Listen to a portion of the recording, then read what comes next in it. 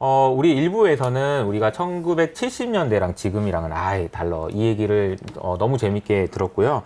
우리가 이제 다음 얘기는 그럼 2000년대랑 비슷하다고 얘기해 주셨는데 어떤 점이 비슷한지 좀 얘기해 주시면 좋을 것 같아요. 정부 정책의 실패가 비슷해요.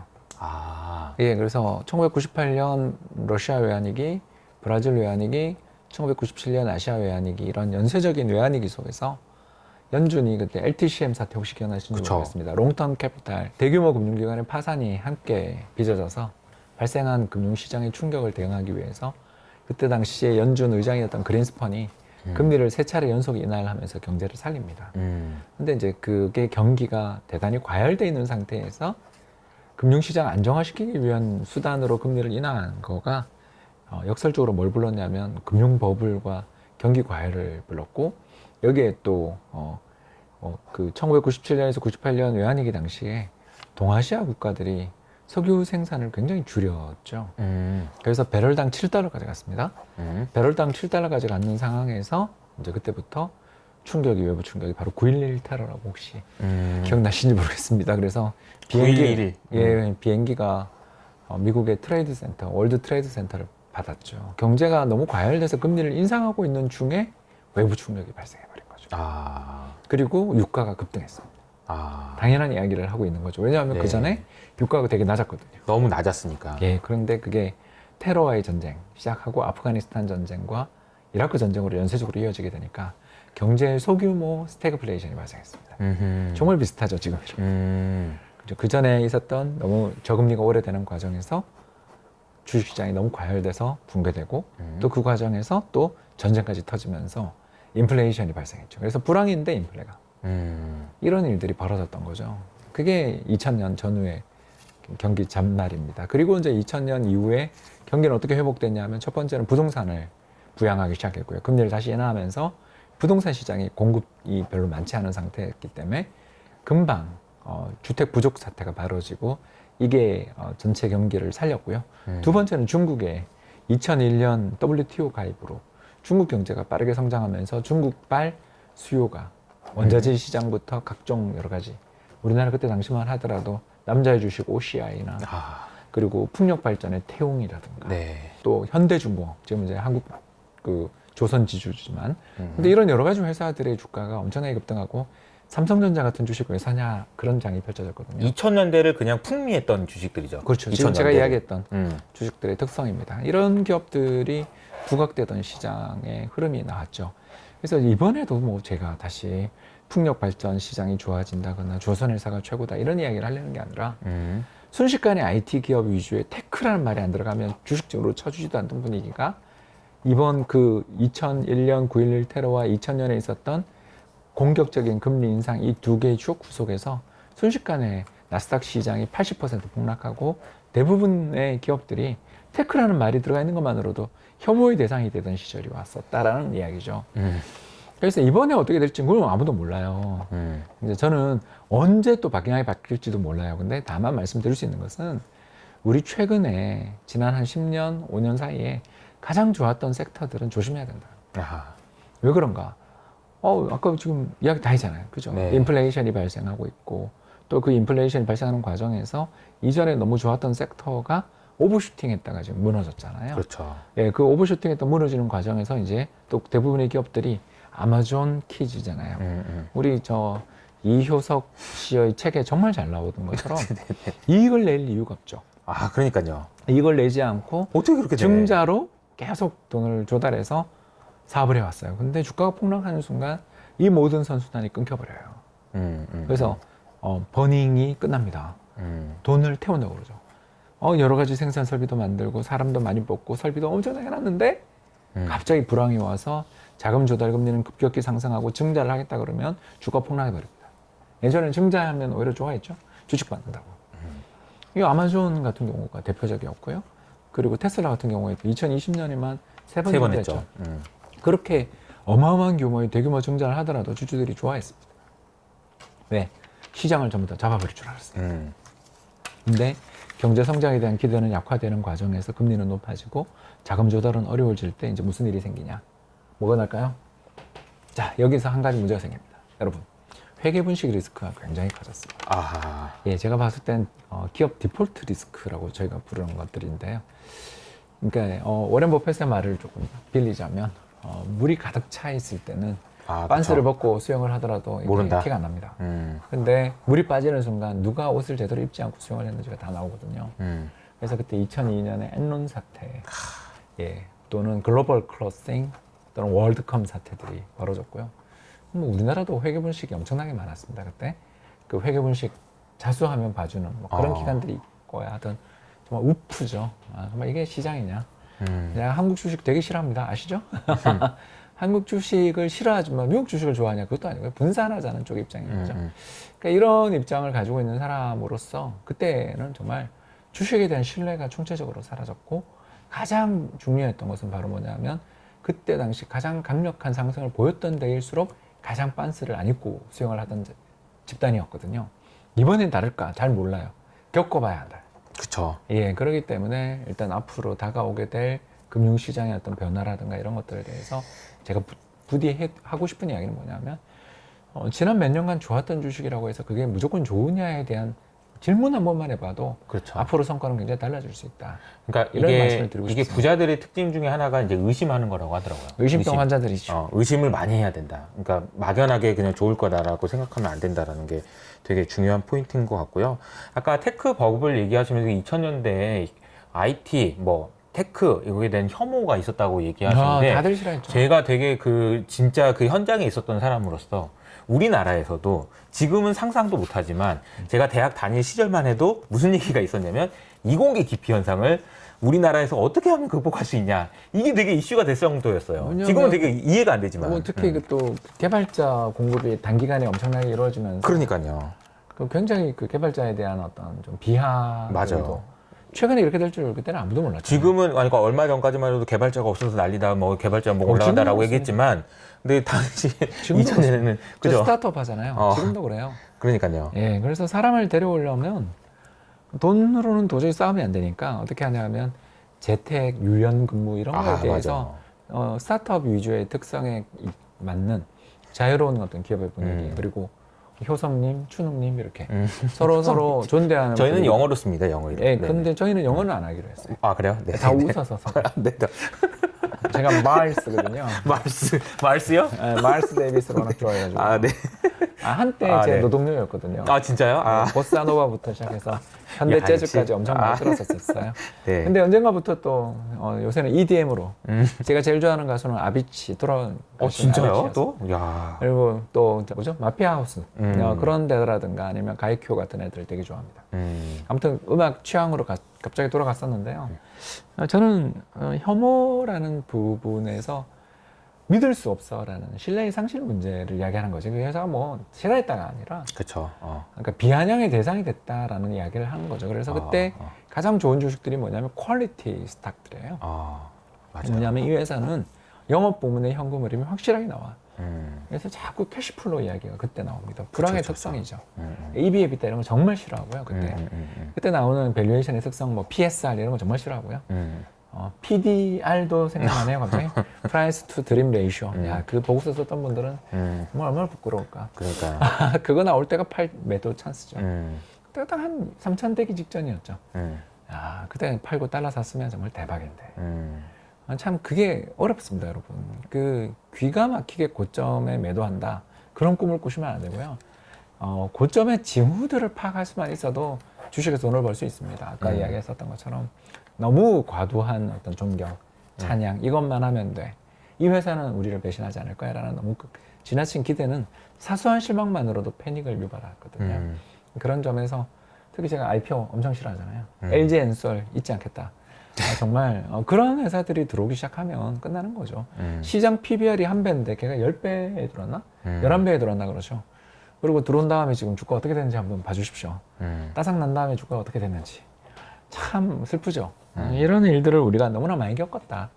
라는 이야기를 했던 겁니다. 그래서 퀄리티 스탁, ROE 수준이 꾸준히 높고 그리고 오퍼레이팅 캐시플로우가 성장세가 이어지는 그런 스타일의 기업들이 저평가될 때 사는 이런 가치 투자 전략이죠. 이게 당분간은 더 매력 있다라는 말씀을 드리려고 합니다. 이 퀄리티라는 단어 자체가 주는 어떤 그것도 신뢰와도 연결이 돼 있고 되게 많거든요. 이제 어떤 기업들을 박사님은 퀄리티가 높은 기업이라고 생각하세요? 네, 코스트코.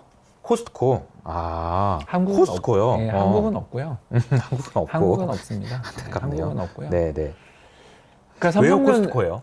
삼성전자가 이번 GOS 사태만 없었어도 저는. 근데 꼭 그 시장이 안 좋을 때 그런 추문이 터져요.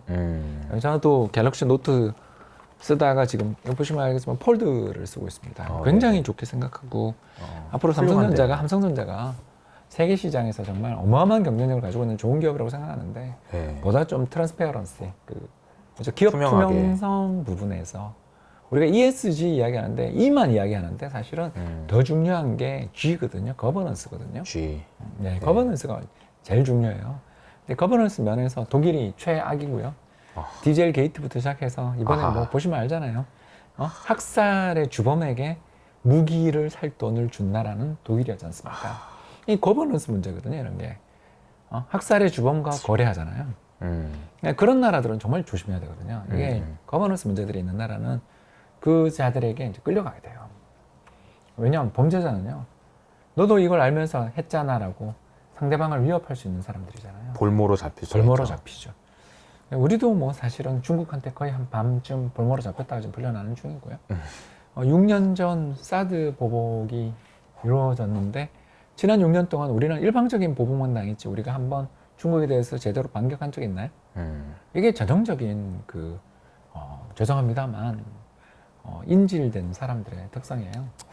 참 슬프고요. 이번에 그래서 펠로시가 대만 간 거는 저는 정말 좋게 봅니다. 아, 정말요? 아니, 그럼 어떻게 봐야 돼요? 우리가 줄을 서야죠. 좀 이제 왔다 갔다 하는 간신배 지수로는 이제 이 국면을 이겨낼 방법은 없다. 중국이랑 확실히 선을 긋고 우리는 민주주의 진영으로 간다. 또는 재산권을 보호하는 진영으로 간다. 이런 태도들을 확실하게 보여주는 것이 먼 미래에 지금 당장은 되게 힘들겠죠. 그러나 저기가 제가 중국에서 우리가 두들겨 맞을 게 더 두들겨 맞을 게 뭐가 있냐라고 질문하고 싶은 거죠. 자꾸 뭐 우리나라 최대의 수출 품목 그러는데 우리가 대중 수출 스탑해버리면 중국이 먼저 망하지 않을까? 이런 생각도 해봐야 되는 거죠. 그럼 생각해 보세요. 우리가 반도체 수출 안 하고 시안이랑 저기 어딥니까? 수주랑 그리고 그 옆에 있는 그 상해 근처에 있는 그런 대규모 전자공업 컴비나트에 대한 우리 부품 공급과 가동을 중단시키고 우리가 철수하는 순간 중국에 수백만 명의 고용 불안, 수천만 명의 고용 불안이 생길 거고 아마 주강 삼각주 일대에서는 대규모 시위 사태가 벌어질 수도 있습니다. 왜? 생산을 하는데 반도체 없이 뭘 생산이 가능하고 전자부품 없이 뭐가 되며 가전제품 생산 조립 라인들이 다 가동을 중단하면 그 많은 노동 집약적인 산업들은 어떻게 될까? 근데 왜 우린 그걸 안 하냐 하면 우리도 먹고 살아야 되니까. 그리고 이 나라랑 언젠간 좋아질 거라는 꿈을 꿨었는데 이제 그 꿈은 잘못된 꿈이었잖아요. 중국몽과 함께 할 수 없는 이유라는 제가 제 유튜브 채널 검색하시면 나옵니다. 그 제가 2020년에 이야기했었는데 촬영했는데 2년 전에 했죠. 중국 정말 지금 안 좋은 방향으로 가고 있고 중국 주식 투자는 조심해야 된다. 특히 알리바바를 비롯해서 미국에 상장돼 있는 중국주들은 정말 조심해야 된다라는 그런 내용을 담고 있습니다. 그러니까 이게 참 이게 어려운 얘기긴 한데 중국이랑 선을 긋자. 그러니까 그렇게 해도 되지만 야, 우리가 사유재산 인정 안 해준 데는 안 놀아. 이렇게만 해도 되는 거고 사실 우리가 가지고 있는 그런 경쟁력이 우리는 모르지만 저들한테도 충분히 임팩트 있게 안 좋은 영향을 줄 수 있다는 것도 생각을 할 필요가 있겠다. 그래서 기브 앤 테이크를 해야 되는데 우리는 일방적으로 두들겨 맞는 비련의 여주인공처럼 되고 있다. 그래서 점점 더 우리는 상대에게 얕보이고 있다. 이거는 뭐 굉장히 위험한 국면이죠. 네. 전 때려도 된다. 때려도 된다. 실제로 그러지 않나요? 소분홍들이 우리를 맨날 때리고 네. 또 저기 뭡니까? 그 중국에서 하는 관영 이상한 언론 하나 있잖아요. 환구시보라고 들어보셨나요? 네. 뭐 거기는 이건 뭐 언론인가 싶을 정도로 깡패 같은 소리들만 하잖아요. 네, 네. 이런 데들이 왜 이렇게 많이 우리한테 이렇게까지 하는 걸까? 이게 통치의 수단이겠죠, 쇼비니즘이. 근데 이제 그런 거보다는 우리가 잘못한 탓도 굉장히 많다. 두들겨 맞았으면 보복을 해야죠. 소리라도 지르든가. 아니 그러면 뭐 사드 배치를 더 많이 늘려버리든가 차라리. 그러니까요. 윤 정부도 뭐 전혀 기계 없는 정부라는 건 똑같은 거고요. 저는 뭐 박근혜 정부부터 지금까지 정부가 하나도 마음에 드는 정부가 없습니다. 그렇기 때문에 저는 네. 극중주의자라고. 극중주의. 예, 극중주의 왜냐면 뭐냐면 정책 보고 판단하는 거지. 그쵸, 그쵸. 그 사람을 중립. 뭐 개인적인 캐릭터 이런 거에 대해서는 관심이 전혀 없는. 네. 행동을 보고 판단하는 게 좋고 주식도 마찬가지입니다. 어떤 회사에 대해서 꿈을 가지고 사랑에 빠지는 건 좋은데 그가 우리의 사랑을 배신하는 티가 날 때 깨끗하게 마음을 접어야 됩니다. 사랑하면 안 돼요. 예, 거기에 배신당하고 두들겨 맞아도 거기 있으면 더 우습게 보이는 거죠. 그러니까 우리나라 주주들이 그 꼴을 당하는 거죠. 그래서. 예, 맨날 뭐 자회사 분할 상장하고 뭐 물적 분할하고 또는 저기 장외에 있는 기업들 가치를 비싸게 만들어가지고 합병시키고 이런 것들에 대해서 제대로 우리가 응징을 못했기 때문에 이 꼴을 당하는 거잖아요. 그래서 저는 이효석 채널에 좀 나와서 이효석 님하고 이야기하면서 꼭 이 말씀 드리고 싶은 게 아까 코스트코 이야기를 했던 이유가 뭐냐면 그러니까 코스트코 얘기를 하셨던 건데. 그러니까 우리나라에 그런 회사가 없다라는 거죠. 일단 이게 뭐냐면 강력한 해자가 있잖아요. 불황에 여기 더 가죠. 그렇지 않습니까? 제일 싸잖아. 네. 그렇지 않습니까? 인플레이션 속에 여기 제일 싸고요. 두 번째가 여기는 딴 데 가서 찾을 수 없는 아주 강력한 경쟁 우위를 가지고 있는 매력적인 제품군들을 다량 보유하고 있고 그리고 충성심 높은 고객을 가지고 있죠. 그쵸. 그리고 공급망 관리도 되게 잘해요. 근데 고점에서 한 40% 받았거든요. 땡큐 아니에요? 이런 회사가 널렸는데 네. 왜 우리 국내 주식을 투자하려고 하는지 잘 이해 못하겠다 저는. 네. 그냥 국내 주식은 인덱스로 하세요. 아니면 업종지수 이런 거 사고 개별 종목에 대해서 정말 우리가 그 회사에게 배신 안 당할 수 있는가 또는 그 회사에게 우리가 상처 입을 그런 각오가 돼 있는가를 묻고 싶은 거죠.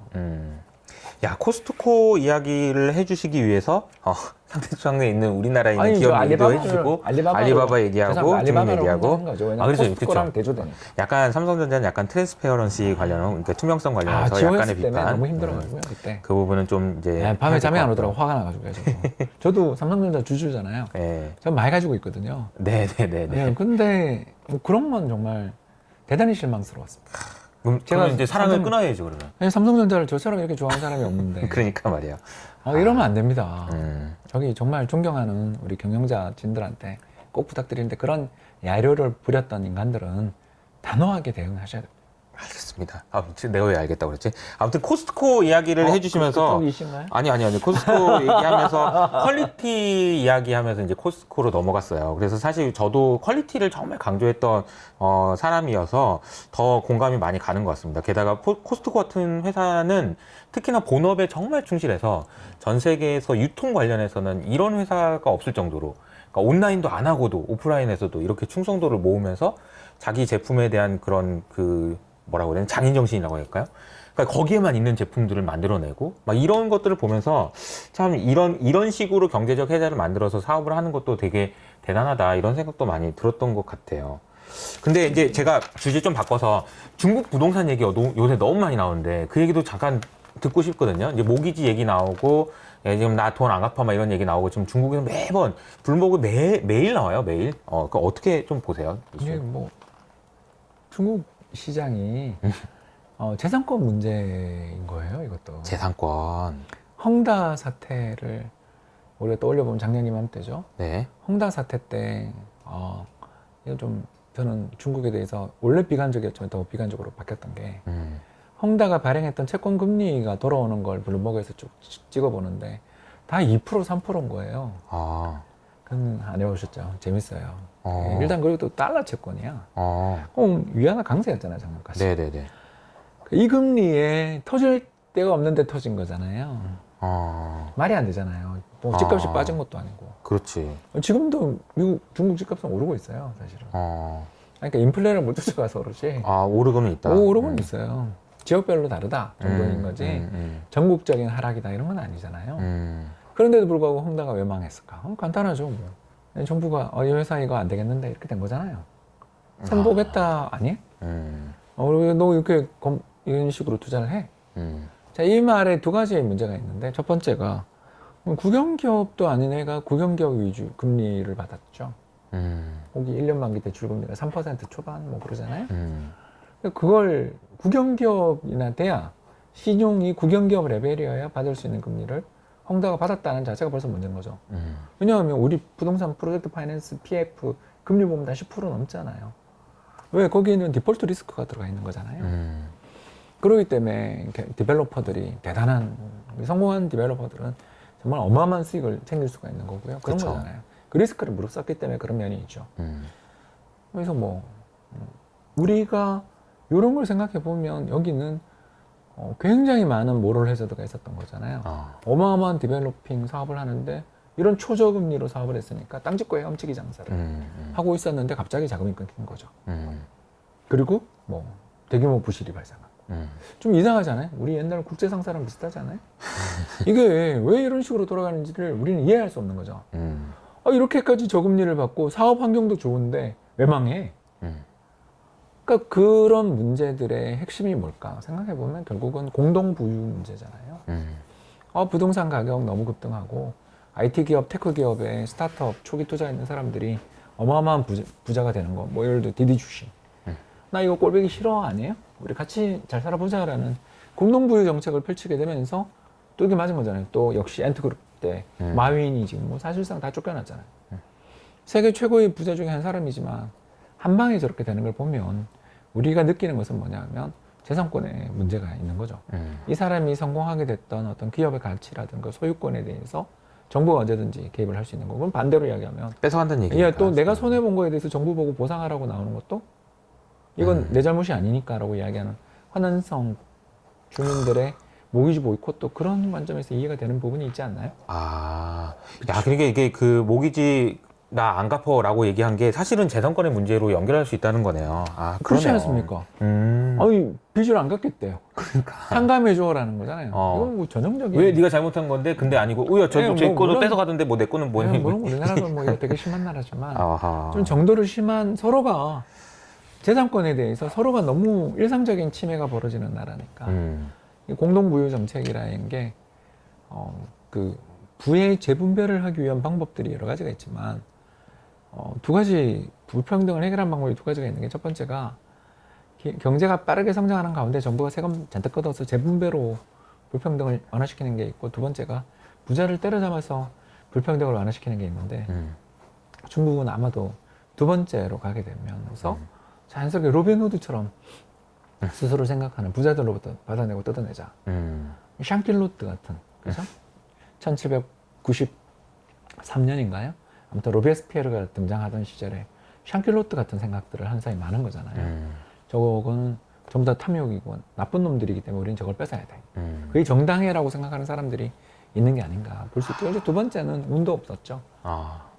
일단 우리가 중국 정부가 오미크론이 전 세계적으로 이렇게 다 번지고 우리도 지금 10만 명인데 이렇게 세게 락다운 할 줄 아셨어요? 몰랐죠. 저는 정말 몰랐어요. 그러면 당연히 아무런 활동을 못하는 집이 준공이 늦어지고 입주가 늦어지고 모기지 금리 부담만 늘어나는 건 당연한 일이잖아요. 근데 그거에 대해서 정부가 또 책임을 져야 될 부분이잖아요. 꼭 그렇게 코로나 제로 정책을 써야 되는가? 이게 가능한가? 감기 제로 정책이랑 뭐가 다른가? 그래서 이제 좀 그런 느낌이 들지 않으세요? 그러니까. 최근에 주변에 코로나에 걸리는 분들이 나왔어요. 몇 분 나오셨는데 그분들 공통점이 지난 봄에 안 걸린 분들이에요. 맞아. 그러니까 이게 뭘 의미하냐면 결국은 한 번쯤은 다 걸릴 수밖에 없는 질병화되고 있고, 이제는 좀 표현이 그렇습니다만 토착 질병이 되는 거잖아요. 그렇죠. 그러니까 매년 재유행할 가능성이 있는 그런 질병으로서의 특성을 지니고 있다라면 이게 중증으로 진행되는 걸 막기 위한 여러 가지 약을 개발한다든가 또는 백신을 처방받아서 우리가 백신 접종하게 되면 이게 중증화 가능성을 떨어뜨린다라는 증거를 보여주며 국민들을 설득하든가 뭐 이런 식으로 가야 되는 거지. 제로 코로나. 이거를 때려잡는다고 해결이 되는가? 이게 과연 과학적인 근거가 있는가? 우리나라도 뭐 과학 방역 그러지만 사실 과학 아닌 것 같고요.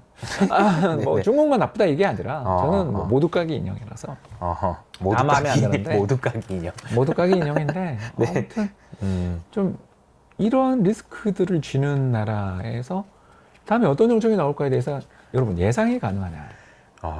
그러니까 이게 경제적인 어떤 합리성이나 또는 경제적 동인으로 설명이 가능한 건 우리가 이해가 되고 대응도 가능한데 전부 어떻게 보면 이념, 철학 또는 자기 마음 이런 마음. 거에 영향인데 이게 예측이 가능한 나라인가? 이 리스크에 대해서 우리가 어떻게 대응할 것인가?를 생각해 보면 되는 거고요. 그래서 중국이 운도 없는 거죠. 도대체 코로나가 3년째 이렇게 안 끝날 줄도 몰랐을 거고 제로 코로나 정책 하던 대로 했는데 완전히 난리가 난 거고 경제가 이렇게 성장 탄력이 뚝뚝 떨어지고 이번에 무역 수지 보시면 알겠지만 역사상 최대 규모의 무역자가 나고 있는데 이거 굉장히 안 좋은 일이거든요. 왜 그러냐면 예, 불황형 흑자거든요. 이게 지금 국제 유가가 100불 물론 빠져서 지금 90불 초반이지만 이 정도 유가면 무역 적자가 나야 되잖아요. 왜냐하면 에너지 소비량이 경제가 성장하면 늘어나고 이로 인해 단가가 올라갔기 때문에 수입이 늘어나서 무역 적자가 나야 되는데 얼마나 내수가 안 좋으면 예, 얼마나 경제가 안 좋으면 이렇게까지 안 좋은가. 특히 그 독일과 한국을 대상으로 무역 흑자예요 지금. 그러니까 이게 2008년 이후 처음이거든요. 그러니까 2008년 글로벌 금융위기 이후에 중국 경제가 지금 최악의 경기 불황을 맞고 있는 상황이 있는데 거기다 대고서 공동 부유를 하면 이게 저기 어디서 여력이 있을까? 어디서 희망이 생길까에 대해서 그래서 저는 좀 그런 걸 보고 있으면 중국 부동산 시장이 뭐 금방 붕괴된다 이거는 말도 안 되는 거고 왜냐하면 그동안 늘어난 그 가구당 소득을 생각하면 뭐 집값이 그렇게 오른 게 정말 어마어마한 부담이 아니라 지역별 문제인 거지 그건 아니다라고 봐야 되는 거고 더군다나 호구제도 개혁이 안 이루어져서 일선 도시라고 하잖아요. 베이징 또 선전, 상하이, 충칭 같은 이런 일선 도시들은 아시는 것처럼 주택 공급량이 그렇게 많지 않아요. 호구제도의 개혁이 없기 때문에 그런 일이 벌어지고 재산권 문제들이 또 불투명하고요. 그런 것들을 생각해 보면 결국 공급 과잉은 2선, 3선급 도시, 뭐 예를 들어 내몽고라든가 이런 데서 유령 도시들을 만들 정도로 많이 지었지만 거기 살 사람이 없어서 문제가 되는 거잖아요. 그러니까 국지적 문제들이지 전방위적인 주택 공급의 붕괴 또는 주택 시장의 붕괴로 이야기하기에는 뭔가 좀 약간 이상한 면이 있는 거죠. 그래서 저는 미국 이 금리 인상할 때 중국이 금리를 인하해야 되는 상황에 온 게 중국 정책 당국이 기존의 정책들을 잘못 쓴 거가 그러니까 아까 우리가 지난 시간에 바이든 감세와 재정 정책이 이번 인플레이 기본적인 원인이다라고 우리가 지나고 생각해 보니까 그렇다라고 꾸짖었던 것처럼 작년에 했던 그 공동 부유 정책이 미국의 금리 인상과 만나면서 지금 대규모 저금 유출에 대한 공포 여기에 또 유동성을 금리를 인하하려니 더 이것도 문제가 될 수 있고 위에나 약세 뭐 이런 것들이 지금 복합적으로 나타나고 있는 중이라서 문제가 커진 것이지 부동산 시장 자체가 정말 심각한 불균형이고 거의 버블이다 이렇게 단언 짓기는 조금 어려운 면이 있는 것 같아요. 알겠습니다. 오늘 근데 정말 긴 시간 동안 얘기해 주셨는데 마지막 질문인데요. 박사님이 최근에 뭐 달러와 관련돼서 강의도 열으신 것 같고 네. 그러니까 사실 그 강의에 저는 제가 늘 박사님이 얘기하시는 그 투자의 철학이나 이렇게 투자하면 좋겠다. 왜냐면 나도 그렇게 했으니까 라는 게 다 들어있는 것 같거든요. 그 얘기 해주시면서 마무리하면 좋을 것 같아요. 예, 뭐 달러 투자 스터디 만들었고요. 그 강의 내용이 아주 편하게 얘기하자면 제 유튜브 강의를 들으면서 제 유튜브의 어떤 동영상들을 보면서 달러 투자해야 되는 건 내가 알겠는데 어떻게 해야 될지 모르겠다. 되게 이해는 되는데 액션을 취하려니까 뭔가 자신감이 부족하다. 또는 뭘 해야 될지는 감이 안 온다라고 생각하시는 분들이 보면 좋은 강의고요. 그게 아니라 제 책 환율의 미래라든가 또는 제가 그동안 쭉 강의했던 내용들이 이해가 잘 되신 분들은 안 들어도 되는 초보용, 극초보용 강의니까 그냥 여러분들 감안해서 참여하시면 좋을 것 같습니다. 알겠습니다. 박사님 오늘 시간 내주셔서 너무 감사드리고요. 이제 또 맛있는 거 먹으러 네, 출발하시죠. 다음에 또 뵙겠습니다. 감사합니다. 감사합니다. 네.